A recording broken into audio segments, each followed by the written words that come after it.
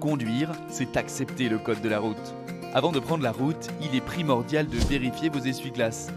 Des messages forts, mais également des images et des témoignages poignants pour sensibiliser sur la dangerosité de l'incivisme sur la route.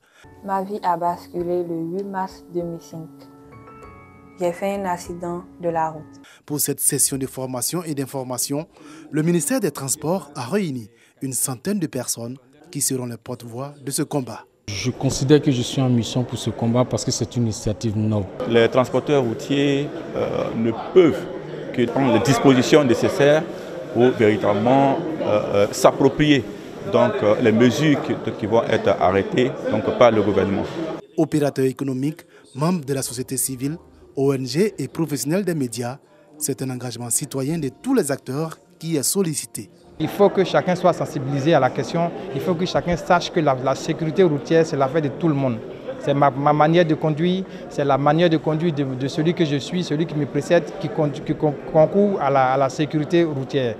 C'est le ministre des Transports lui-même qui a peint le tableau sombre de la situation sur une route, avant de lancer un appel à la responsabilité. Au cours des 5 dernières années, on a pu dénombrer en moyenne par an plus de 12 000 accidents corporels, 1 200 tués et plus de 21 000 blessés pour un coût économique estimé à 3% du PIB.